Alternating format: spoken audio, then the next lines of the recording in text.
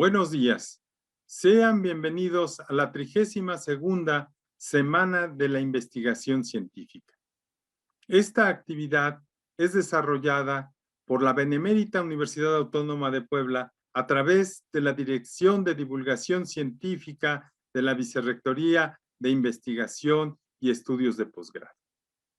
En esta ocasión, y debido a las condiciones que la pandemia de COVID nos impone, la Semana de la Investigación Científica se desarrollará ofreciendo cada día entre el 27 y el 30 de abril 2 conferencias, una a las 10 de la mañana y otra a las 12 del día. En estas conferencias se van a presentar algunos temas de interés de la ciencia. Ojalá y las puedan disfrutar y puedan satisfacer sus ansias de conocimiento. Recuerden que estas conferencias están desarrolladas para público en general y para jóvenes de educación media, media superior y superior. Si ustedes quieren extender un poco más el conocimiento que adquieran en estas conferencias, pueden enviarnos sus preguntas al correo electrónico divulgación.viep@correo.boap.mx. Las conferencias y el programa va a estar en la página www.viep.boap.mx. Así es que ojalá y puedan disfrutar de estas conferencias. Algunas de ellas son una selección de las conferencias que fueron presentadas en la pasada Noche de Estrellas. Son muy bonitas y espero que sean de su interés. Gracias a todos.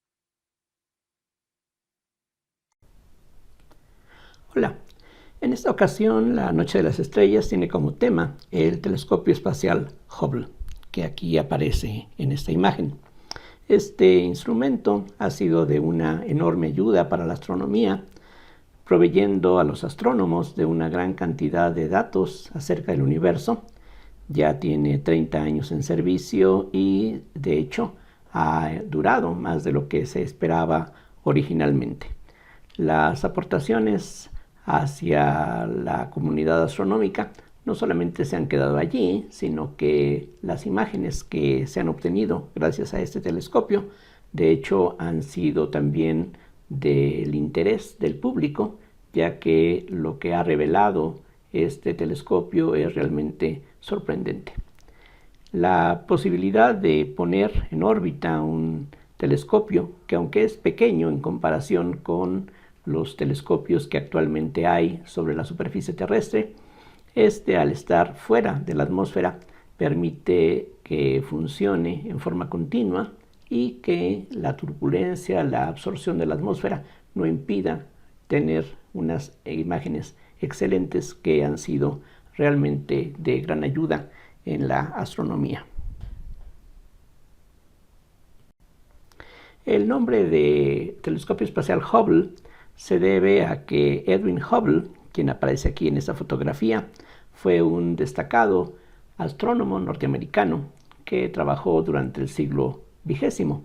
De hecho, las contribuciones de Hubble son importantísimas en la astronomía moderna y, en cierta forma, con su trabajo se inició la parte observacional de la cosmología tal como se entiende en un sentido moderno.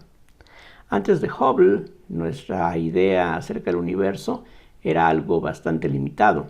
Se creía en los años de 1920 todavía que nuestro universo era algo relativamente pequeño en extensión. Lo que se creía entonces es que lo que hoy llamamos nuestra galaxia era prácticamente todo el universo, y aunque ya desde la antigüedad se conocían en el cielo algunas pequeñas manchas luminosas, no se sabía mucho acerca de su naturaleza. Lo que Hubble demostró es que estas llamadas nebulosas son en realidad grandes conglomerados de estrellas que se encuentran a enormes distancias de nosotros y forman una especie de islas dentro del universo. Las galaxias son típicamente como la que aquí aparece en la fotografía, nuestra propia galaxia. se supone que es algo relativamente parecido a esta mancha luminosa que típicamente consiste de unos 100.000 millones de estrellas y tienen diámetros del orden de 100.000 años luz. Todas estas cantidades son realmente tan grandes que es difícil tener una idea de la enorme cantidad de materia, las enormes distancias que nos separan de otras estrellas y galaxias, que bueno, es cosa de simplemente acostumbrarse a tratar con esas cantidades que son, como vulgarmente se dice, astronómicas. Las galaxias, hoy sabemos, son elementos fundamentales, por lo menos, del universo visible. Lo que hoy se cree es que todo esto que vemos, que es una enorme cantidad de materia luminosa, es realmente una pequeña parte de lo que aparentemente rellena nuestro universo. Las galaxias están formadas de materia normal, visible, pero también se cree que están constituidas en una buena medida por otros ingredientes que son la materia oscura, que no sabemos exactamente qué cosa es, pero sus efectos gravitacionales nos permiten adivinar que se encuentra por allí. De hecho, el llamarla materia oscura quizá no sea un nombre del todo apropiado, quizá sería un poquito más ilustrativo llamarle materia transparente o materia invisible, porque eso es lo que es. Hoy lo que sabemos acerca del universo es no solamente que es mucho más vasto de lo que se imaginaba la gente hace unos 100 años, sino que, como descubrió Hubble, el universo se encuentra en expansión. Y precisamente lo que Hubble hizo fue tratar de determinar la manera en que las galaxias se alejan unas de las otras. Lo que hoy se conoce como la ley de Hubble es el hecho de que la velocidad con la que se alejan las galaxias, por ejemplo de la nuestra, es algo que crece con la distancia. Una galaxia que esté al doble de distancia de nosotros que otra, se aleja de nosotros con el doble de la velocidad de alejamiento de la más cercana. Esta propiedad, que puede parecer curiosa a primera vista, es de hecho algo muy natural que se puede entender en términos geométricos. De hecho, desde 1915, Einstein estableció lo que hoy llamamos la teoría de la relatividad general, y de acuerdo con esa teoría, el universo tiene que estar en expansión o en contracción, pero no puede estar en forma estática. Lo que hoy sabemos acerca del universo es que es algo realmente muy vasto. Por lo menos el universo visible se encuentra o llega hasta distancias del orden de 5.000 millones de años luz o más. Recordemos que un año luz es la distancia que recorre la luz en un año, lo cual es otra vez una cantidad enorme. Hay que tomar en cuenta que la velocidad de la luz es aproximadamente 300.000 kilómetros por segundo. Entonces ya podremos quizá o quizá no darnos una idea de lo enorme que son las distancias que nos separan de otros objetos. Como decía, Einstein allá por 1915 estableció una teoría de la gravitación que vino a sustituir la que Newton estableció en los años de 1680. Una diferencia muy importante entre la teoría de Einstein y la teoría de Newton es que la teoría de Einstein tiene un carácter geométrico. De acuerdo con esta teoría, entendemos la expansión del universo justamente como una expansión del espacio mismo. Las estrellas, las galaxias se encuentran incrustadas en el espacio y este es el que se está expandiendo a medida que pasa el tiempo.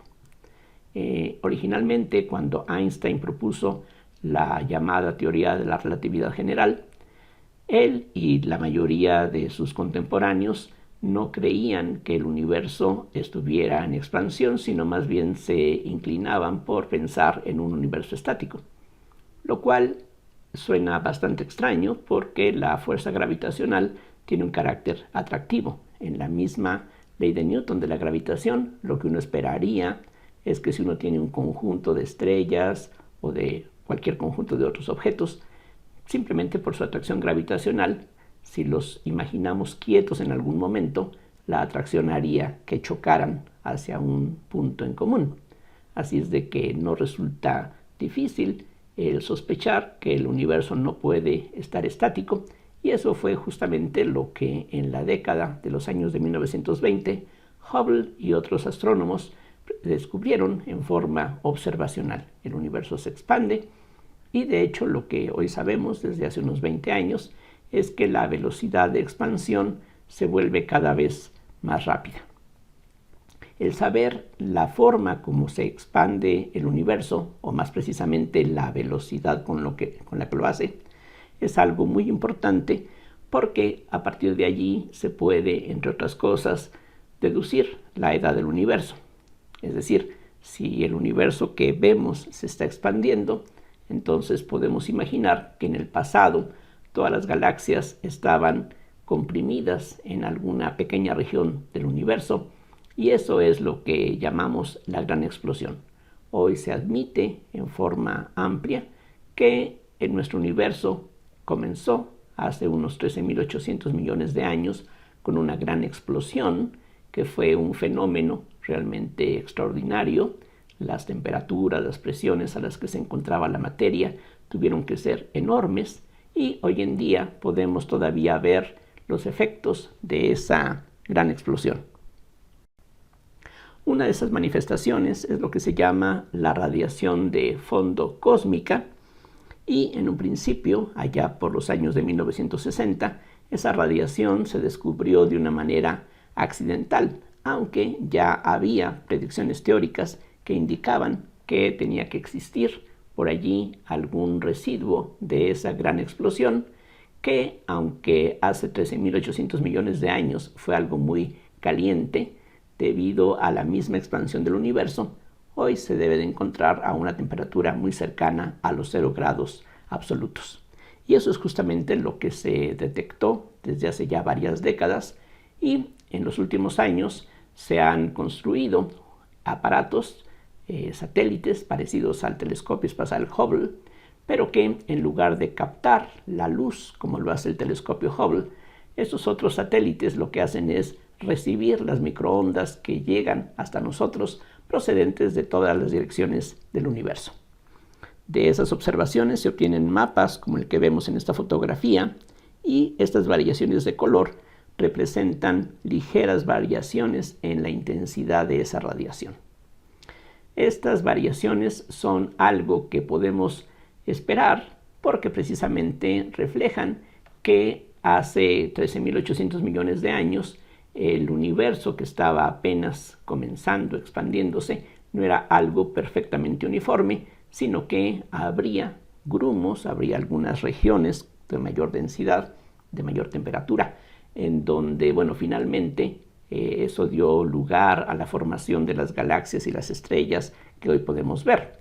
Si después de la explosión todo hubiese sido uniforme, lo que tendríamos en la actualidad pues sería simplemente la materia dispersa por todo el espacio de una manera uniforme, en lugar de las concentraciones que vemos. Estas islas, que son las galaxias, precisamente se formaron debido a estas fluctuaciones. El problema en la actualidad dentro de la cosmología es el hecho de que si queremos calcular la edad del universo, tenemos diferentes resultados que, aunque son del mismo orden de magnitud, difieren más o menos en un 10% en cuanto a las predicciones que hacen. Y para eso lo que hacen los astrónomos y los teóricos de la cosmología es basarse, por una parte, en la observación que se puede recoger de los telescopios acerca de la velocidad con la que se expande el universo, y para eso lo que necesitamos es determinar la velocidad con la que se retiran unas galaxias de las otras, lo cual no es algo particularmente difícil y en la actualidad se puede hacer con bastante precisión. La parte difícil allí es saber qué tan lejos se encuentra alguna galaxia de nosotros. El problema es que no podemos medir en forma directa esas distancias, y eso entonces ha introducido una serie de incertidumbres acerca de los resultados que se obtienen de esa manera. El problema, por ejemplo, hace algunas décadas es que aparentemente el universo era más joven que la Tierra. La Tierra, según sabemos de las investigaciones geológicas, tiene que tener aproximadamente 4.500 millones de años, lo cual se deduce de la abundancia de los elementos radioactivos que hay en la corteza terrestre. Mientras que hace muchas décadas se estimaba que el universo se expandía muy rápidamente, y si eso era así, querría decir que el universo era relativamente joven y aparentemente mucho más joven que la Tierra, lo cual entonces sonaba bastante extraño. Hoy en día los números ya encajan mejor. Como mencionaba, de las observaciones astronómicas se llega a esta cifra de 13.800 millones de años para la edad del universo, mientras que la Tierra tendría una tercera parte de esa edad, lo cual ya suena bastante más aceptable. El problema es que de las imágenes como la que vemos en esta transparencia, se puede tener una fotografía instantánea de lo que era el universo más o menos a los 400.000 años de su edad. Es decir, antes de los 400.000 años posteriores a la gran explosión, la materia y la radiación estaban unidos de una forma prácticamente inseparable, pero aproximadamente 400.000 años después de la gran explosión, la radiación se pudo separar de la materia, y lo que estamos viendo en esta fotografía es algo así como una fotografía instantánea de lo que existía en aquella época. Y de las observaciones que aquí se pueden obtener, podemos darnos una idea de las variaciones de densidad que tenía el material del cual posteriormente se formaron las galaxias y las estrellas que ahora vemos. El problema es que a partir de esas observaciones se deduce, utilizando los modelos acerca del campo gravitacional, acerca de las partículas elementales, se obtiene un resultado distinto para la velocidad de expansión del universo que el que se encuentra a partir de las observaciones astronómicas, que, como decía, tienen el inconveniente de requerir estimar la distancia a otras galaxias, lo cual no es sencillo y ha sufrido grandes cambios en las últimas décadas. Así pues, en la actualidad hay un conflicto entre las observaciones que se hacen directamente a partir de, por ejemplo, observar supernovas en otras galaxias, y las observaciones que se hacen mediante estos satélites que captan las microondas. Si uno lo mezcla con los resultados teóricos conocidos, pues se obtiene una discrepancia que con el tiempo se ha venido haciendo cada vez más marcada. Es decir, lo que se ha logrado en las últimas épocas es cada vez tener una mejor precisión o más confianza en lo que se calcula, y eso hace que las cifras obtenidas por un método y otro se mantengan bastante distantes, como para que se pueda explicar simplemente como un error de alguna observación o de alguna apreciación. Así es de que la cosmología actual se encuentra en un punto que muchos llaman una crisis, porque pues no parece poderse conciliar, y lo que va a ser muy interesante en el futuro cercano es llegar a explicar por qué se obtienen resultados que son algo diferentes. La diferencia no es grande, decía, es del orden de un 10%, pero en este punto es algo que no se puede simplemente aceptar y estar conformes con esa diferencia. Lo que nos gustaría, por supuesto, es que los cálculos coincidieran dentro de los errores observacionales, pero eso por ahora no es el caso. Así es de que estamos en espera de que mejoren, que cambien nuestros conocimientos acerca de la materia elemental, las partículas elementales en especial, o que tengamos alguna forma más confiable de medir las distancias a otras galaxias. Cualquiera que sea la solución a este conflicto, que esperamos que se dé en algún momento, va a ser muy interesante por lo que puede revelar acerca ya sea de nuestra imagen del universo o de las teorías que hemos venido empleando, que probablemente requieran alguna modificación. Lo que queda por ahora es esperar, seguir trabajando en estas direcciones, ya sea en cuanto a las observaciones astronómicas, en el visible, en las microondas y en los modelos teóricos que en particular involucran, como decía, el estudio de las partículas elementales, en donde se está buscando pues alguna teoría más completa que la que hasta ahorita conocemos. Quiero terminar agradeciendo la invitación de los organizadores de esta Noche de las Estrellas para dar esta plática y a todos ustedes por la atención brindada. Gracias. Do you wanna dance?